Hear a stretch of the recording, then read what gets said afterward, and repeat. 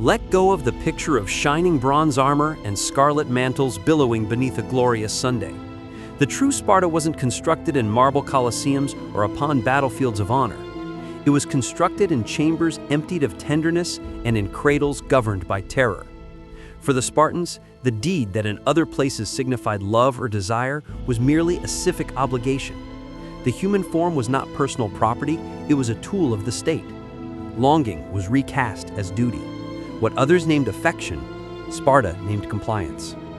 From the instant a child was formed, it belonged not to those who made it, but to the apparatus of the city that had perfected the science of dominance. Every partnership started with an order. Marriage was not a matter of emotion, but of calculations, stature, power, ancestry, reproduction. Officials old enough to have lost memory of gentleness inspected young men and women as though they were cattle. They studied shoulders, hips, skeletal frames and respiration, searching for pairings that might produce the coming generation of fighters. Love was not outlawed, it was simply meaningless.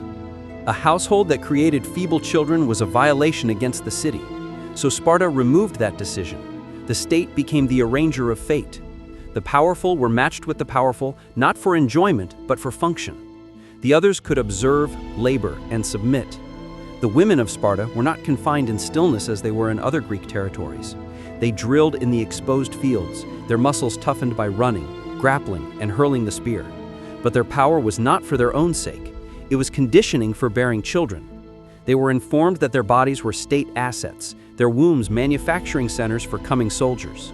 The state persuaded them that the honor of motherhood rested not in gentleness, but in output. A woman's value was calculated in the vitality of her sons, not in the depth of her affection. They discovered early that tenderness was a privilege too delicate for a world constructed on order. If a warrior's spouse could not produce children, or if her children were feeble, the answer was not sympathy, but replacement. The state permitted, and sometimes commanded, another woman, demonstrating strong and fertile, to bear his child. The arrangement brought no disgrace, no concealment. It was not infidelity because love held no authority here. It was civic obligation.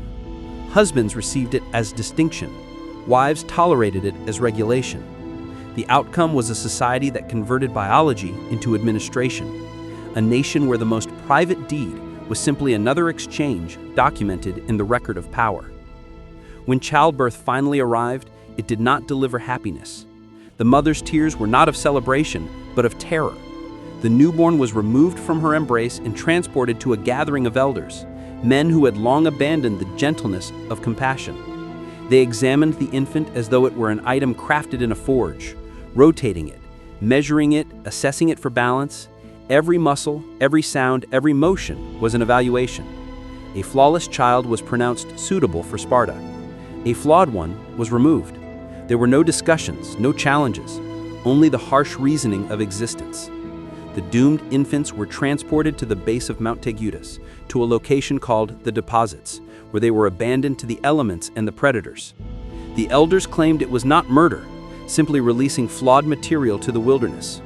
For them, compassion was a term that compromised the fortifications. Only power deserved existence, because only power could protect the city. The people did not cry out. They had been instructed that mourning was betrayal. Their anguish was voiceless, interred under the same soil that received their children. The reasoning behind this brutality was as ancient as terror. Sparta was a small city encircled by adversaries and constructed upon the toil of the helots, servants who exceeded the citizens many times in number. A single generation of frailty could signify annihilation. In such a reality, compassion was betrayal. They had no thinkers to question the worth of existence, only fighters to preserve it. Existence had substituted morality. The people became their own instrument, and every child was shaped in that manner. At the age of 7, the following phase commenced. The boy was removed from his dwelling, from the embrace of the mother who had risked all to deliver him, and transferred to the state. She did not weep. She repeated to him his obligation. Come back with your shield or on it. It was not symbolic language. It was the sole principle of being. From that instant forward, the boy's family stopped having significance. His new dwelling was the military quarters, his new brothers were his squadron, and his new father was the state in its entirety. The initial teaching was scarcity.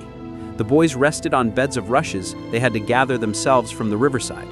They wore a single garment through cold months and warm months. Their portions were modest by intention. Starvation, they were informed, refines the body and the intellect. If they desired extra food, they were required to take it. If they were captured, the penalty was severe, but not for the taking, only for being caught. The principle was clear. Failure was the only transgression. Success validated everything. They discovered early that cleverness was an asset and frailty a felony. In this reality, quietness was strength. Words were limited like nourishment. A boy who voiced thoughts carelessly was disciplined instantly. Questions were snares. Instructors demanded responses that were brief, sharp, and bold. A delayed reply invited suffering. Uncertainty was dishonor. From this emerged the term laconic, derived from the territory of Laconia, where every statement was sharpened to a blade. The boys discovered that thinking should be rapid, feelings concealed. They discovered to endure without noise and to smile beneath the lash. Suffering was no longer an enemy, but an instrument. The senior cadets dominated over the junior with the harshness of the conditioned. It was not personal, it was procedure. Every deed of degradation was a teaching in submission. At eating times, the senior boys launched questions like projectiles. Who was the most courageous man in Sparta? What was the supreme virtue? Could taking be honorable? The answers mattered less than the steadfastness of the one speaking. The slightest stammer could trigger a strike. Terror was the unseen teacher in every section of the military quarters. Trust nobody, display no frailty. The teaching was constant and powerful. Once every year, their resilience was tested before the gods in the city. At the shrine of Artemis Arthur, the boys had to grasp cheese positioned upon the holy stone, while priests and senior youth struck them with lashes. To cry out was humiliation. To fall in quietness was victory. Observers reported that some boys died under the whip without uttering a noise, smiling through blood as though suffering were a decoration. The audience did not grieve for them, they cheered. Sparta had no monuments for writers or creators, but it retained the identities of those who bled without a sound. When a boy matured into a man, he accessed the concluding stage, the hidden one. The city's fear had created a ceremony of shadows called the crier. Each year, the leaders of Sparta proclaimed a symbolic war against the helots, the workers who cultivated their territory. With that proclamation, killing became permitted. The most talented young men were dispatched into the farmland with nothing but a blade and instructions to eliminate those helots considered too powerful, too intelligent, or too defiant. They were to hide themselves by daylight and stalk by night. It was not about elimination. It was about terror. It was about transforming fear into a procedure. For the young assassins, it was also an evaluation. Could they terminate a life not in anger, but in obligation? Could they terminate for the idea of Sparta without hesitation or remorse? Those who came back were not honored. They were merely acknowledged, as though they had crossed an invisible threshold dividing the human from the perfect Spartan. The city no longer had to direct them. They had transformed into the directive in itself. At 30, the soldier was allowed to live with a wife, though even this was a false sense of liberty.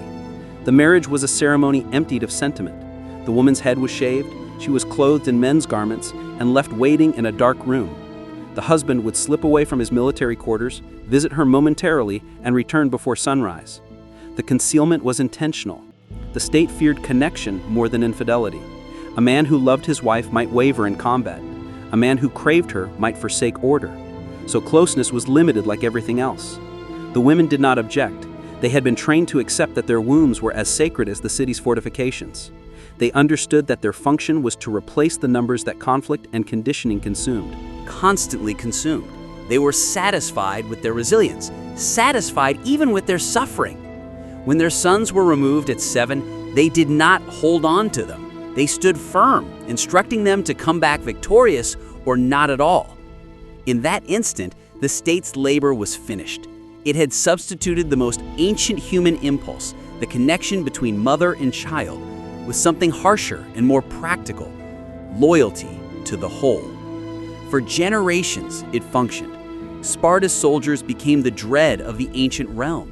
They battled without terror, perished without wavering, and followed without inquiry. But underneath the Iron Order and the successes on the combat field, a gradual decay had started. Every generation created fewer citizens. Every triumph required more than it could sustain. and the identical system that had constructed the most powerful men in Greece was silently devouring the nation that formed them. What Sparta shaped in its quest for flawlessness would in time become the burden that pulled it into oblivion. By the time Sparta arrived at the peak of its magnificence, the fractures beneath its iron exterior had already started to expand. What had formerly been a community of absolute intention was transforming into a structure contaminated by its own flawlessness. The apparatus that had produced the most powerful soldiers in history had also produced the circumstances for its own disappearance. The identical order that constructed the city now started to smother it.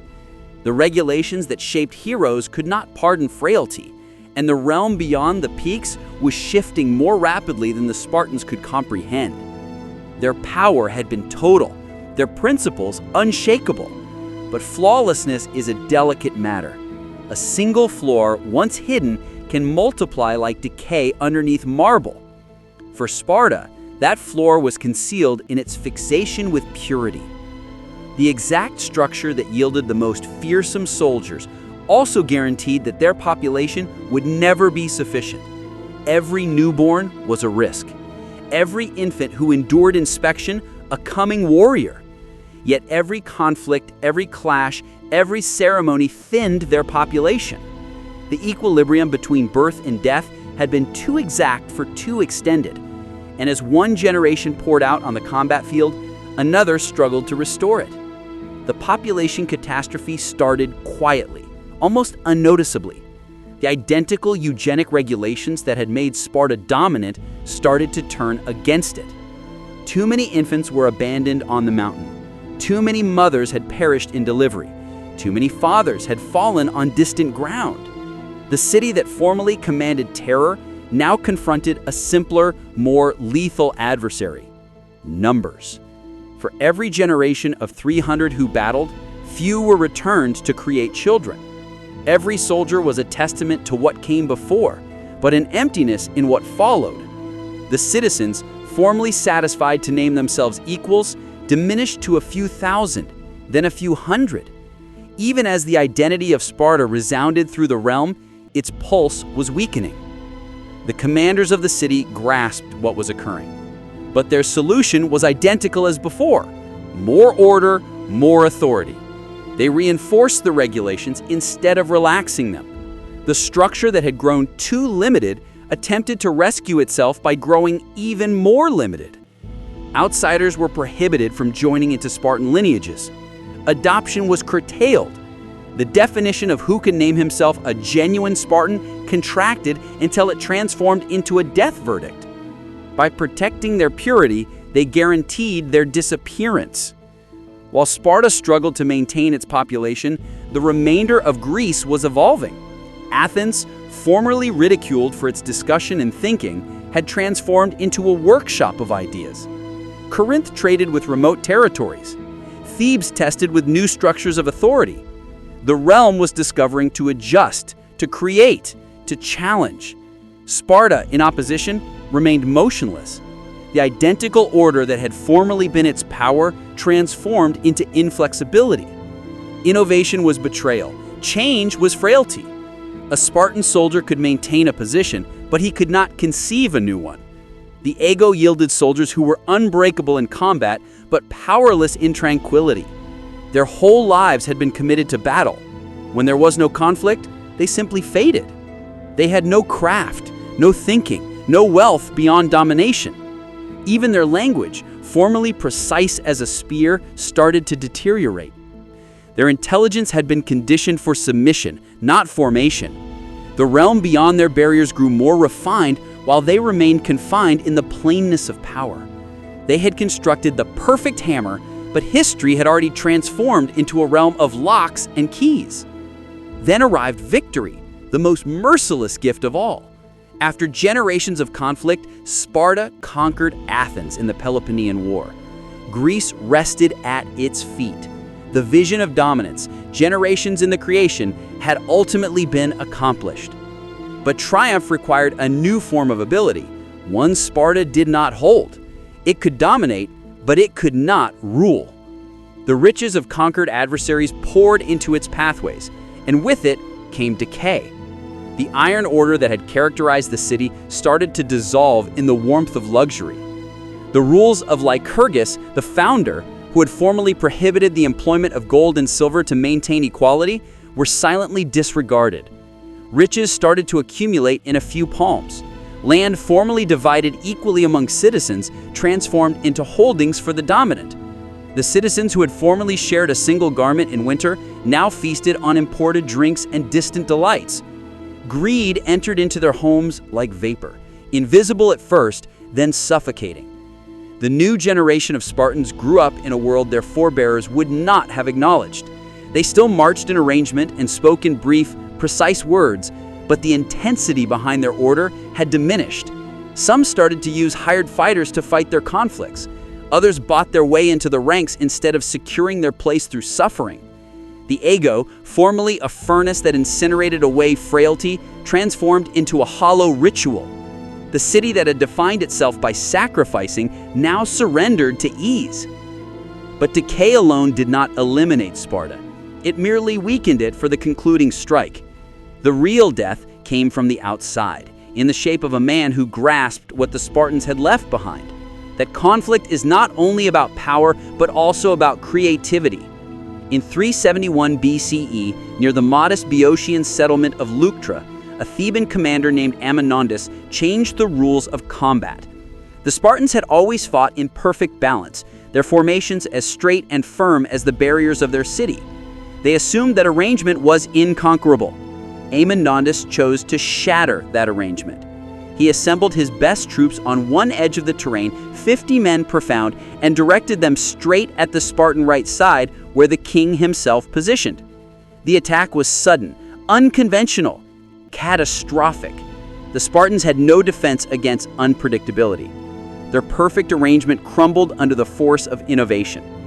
When the debris settled, the king was dead, and with him, the legend of Spartan invulnerability. The conquest at Leuctra was not merely a military defeat. It was an existential breakdown.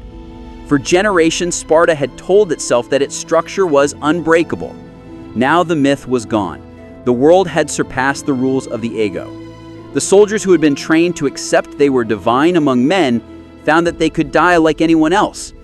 The iron order that formerly made them brave now made them fragile. They could not adjust, could not change, could not see beyond the old directives etched in their essence. After Leuctra, Sparta never recovered. Its population persisted to descend. Its territory was divided and traded. Its citizens transformed into phantoms of a disappeared system. The children of soldiers who formerly challenged empires found themselves reduced to a spectacle. Roman visitors generations later would come to watch the remnants of their ceremonies, the lashings at the shrine, the voiceless movements, the exercises performed for onlookers, and wonder at the ghosts of order. Sparta had transformed into a display of its own legend. But history is harsh, and it retains irony's best laughs. The city that destroyed empathy in quest for power died because it forgot that empathy is also a shape of power. By removing love, it removed persistence. By venerating the state, it depleted the essence that could have kept it alive. The same structure that taught mothers to send their sons to death without tears ensured that one day there would be no sons remaining to send. The fixation with perfection was not protection, it was contamination. The final generations of Spartans lived among wreckage, clinging to rituals that had lost their meaning. They still told their children stories of Thermopylae, of the 300 who stood against the Persian surge, but even those children could see that the magnificence belonged to another realm. Their forebears had died for an idea too absolute to survive contact with existence. They had created a civilization on power, but power cannot overcome the chaos of time. In the end, Sparta's demise was not a single event, but a gradual dissolution. The structure that had turned human beings into tools had no method to create citizens who could build, create, or forgive. Its people had forgotten how to be human. They had been trained to endure every suffering except the suffering of contemplation. And when their walls finally collapsed, there was no one left inside to rebuild them. What rests of Sparta today is not stone or empire, but a caution. Power without compassion